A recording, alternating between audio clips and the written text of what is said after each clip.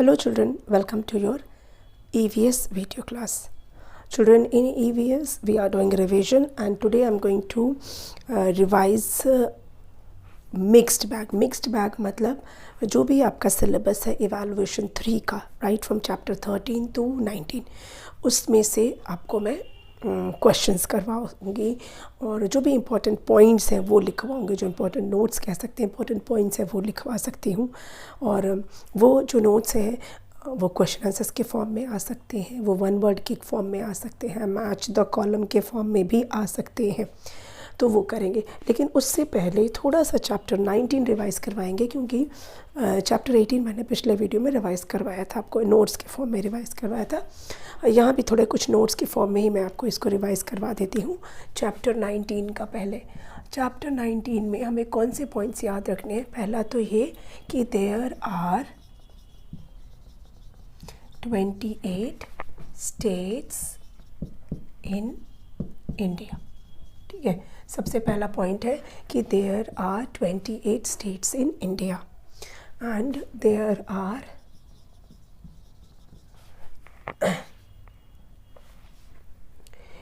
8 union territories. Union territories, okay. We have union territories also. मैंने आपको बताया था कि यूनियन टेरिटरीज किसको कहते हैं वो मैं एक्सप्लेन कर चुकी हूँ। ठीक है, तो यूनियन टेरिटरीज 8 है और 28 हमारे स्टेट्स हैं। पहले 29 स्टेट्स हुआ करते थे, पर अब 28 है। ठीक है, then third point is the president of India.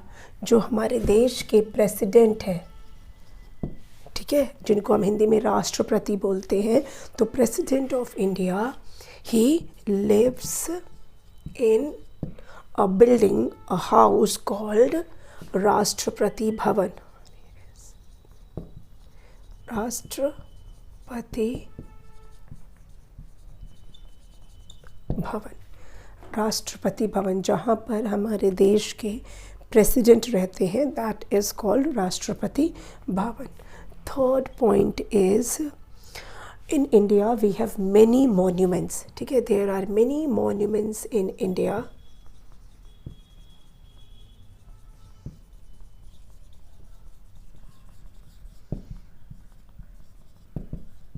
लेकिन सबके बारे में तो हम पढ़ नहीं सकते, आपके चैप्टर में इतना है नहीं। सॉरी, फोर्थ पॉइंट है ये। ओके, आपके बुक में सिर्फ 4 मॉन्यूमेंट्स ही बताए गए हैं। One is Rashtrapati Bhavan and others are Taj Mahal, Red Fort and Gateway of India. तो लेकिन मैंने जब ये चैप्टर पढ़ाया था तो आपको बहुत सारे मॉन्यूमेंट्स आपको दिखाए भी थे और उनके बारे में बताया भी था, पर हम उतना डिटेल में नहीं कर रहे हैं। We are just revising what is there in the book. So first one is the Taj Mahal. Taj महल कहाँ पर है? is in Agra. ताजमहल कौन सी जगह पर है? आगरा। आगरा कहाँ पर है? उत्तर प्रदेश स्टेट में है। So Taj Mahal is in Agra. And sixth point is it was built by Shah Jahan, emperor Shah Jahan. Sorry,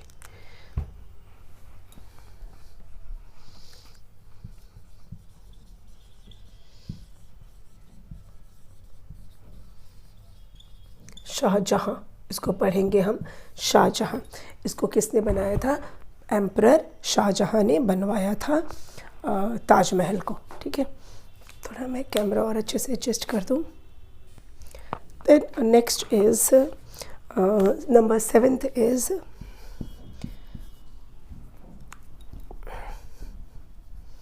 the red fort, जिसको हिंदी में हम लाल किला बोलते हैं। The red fort is in Delhi, is in Delhi. Red fort कहाँ पर है? दिल्ली में है। न्यू दिल्ली बोल लीजिए, दिल्ली बोल लीजिए। और इसको किसने बनवाया था? इसको भी मुग़ल एम्परर शाहजहाँ ने ही बनवाया था। It was also built by, लिख देते हैं यहाँ पे, it was also built by Shahjahan. इसको भी शाहजहाँ ने ही बनवाया था। किसको? रेड फोर्ट को। ठीक है, ये हो गए पॉइंट्स, इसको नोट कर लीजिए। तो थोड़ा आगे चलते हैं, लेट्स मूव फर्दर। इसको इरेज कर दो मैं।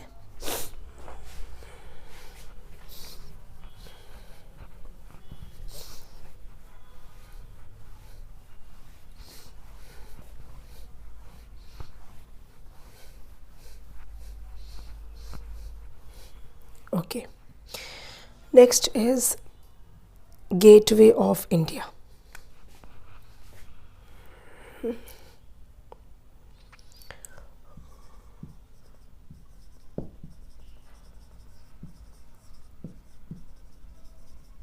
India is in Mumbai. Gateway of India कहाँ पर है?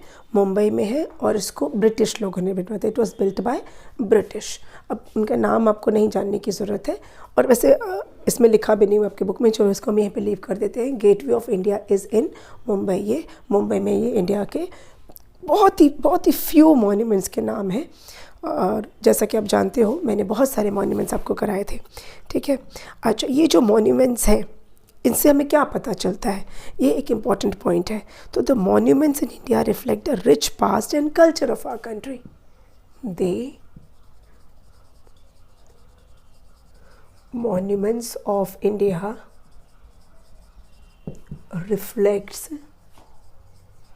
the rich past and culture of our country।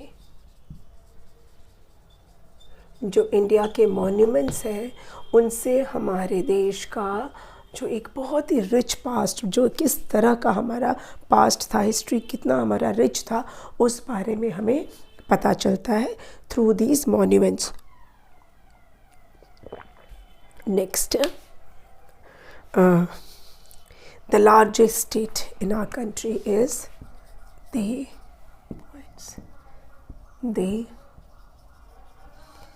largest state of India is Rajasthan.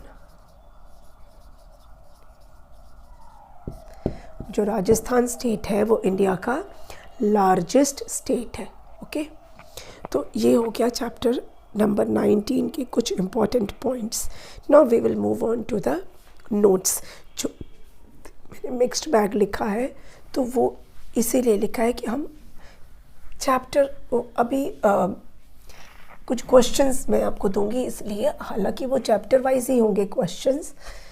ठीक है, लेकिन मिक्स्ड बैग इसलिए लिखा है कि वो किसी भी चैप्टर से हो सकते हैं।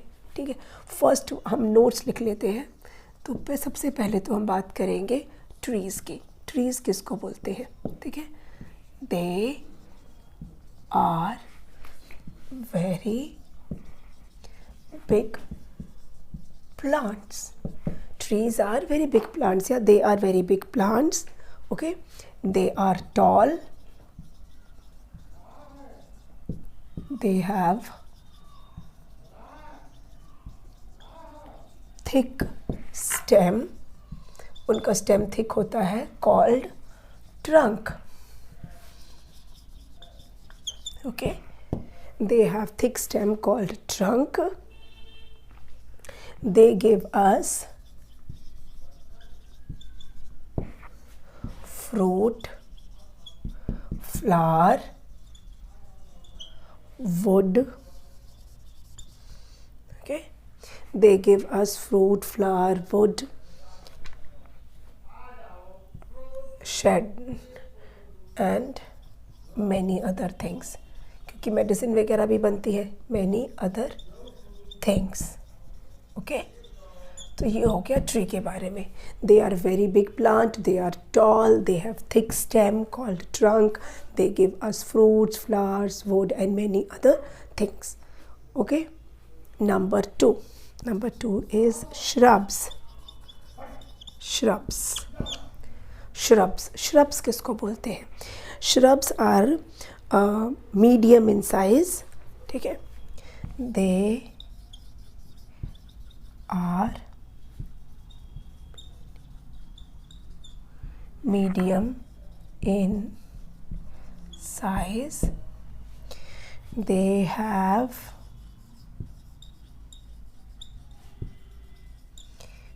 many branches.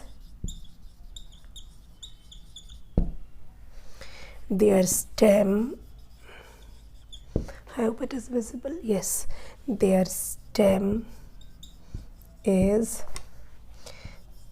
thin and woody. Hard बोल सकते हैं, hard, thin and woody. Just a minute. Hard, thin and woody.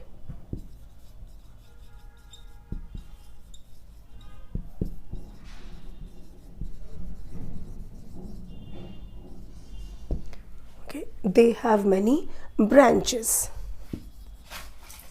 They have many branches. Shrubs में बहुत सारे ब्रांचेस होते हैं। Okay, they have many branches. Next is herbs.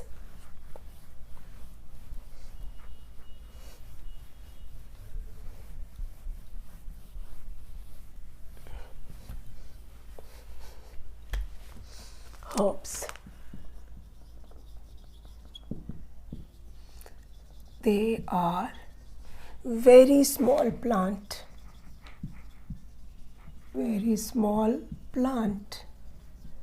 बहुत ही छोटे प्लांट होते हैं ये, ठीक है। They have soft green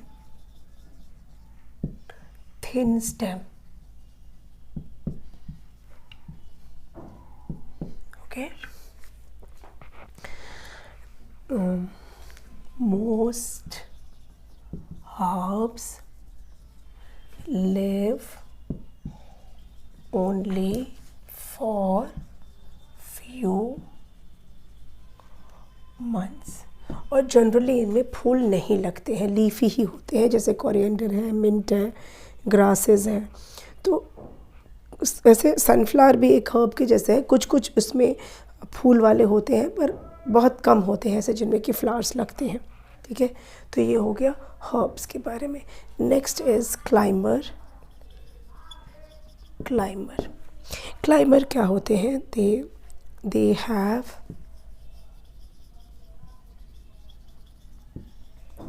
week stem. इनका स्टेम बहुत वीक होता है, ठीक है। They cannot stand erect on their own. They cannot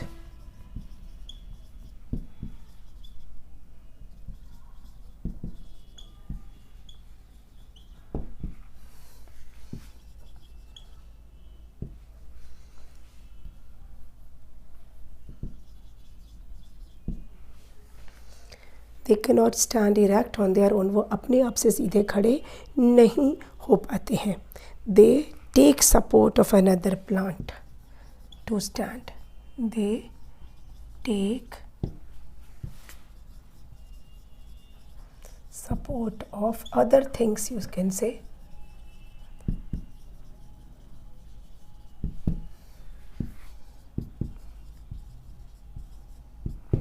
उन्हें खड़ा होना होता है तो वो दूसरे प्लांट की हेल्प लेते हैं। तो ये हो गया क्लाइंबर्स। Then creepers. बहुत कन्फ्यूजन लोगों को रहता है क्रीपर्स और क्लाइंबर्स में।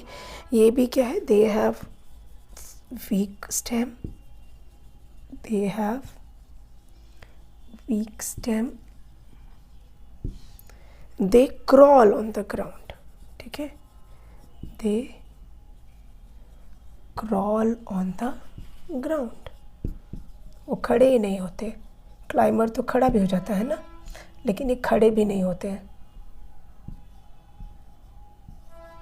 Okay, they crawl on the ground, they can not stand erect, they cannot, just a minute,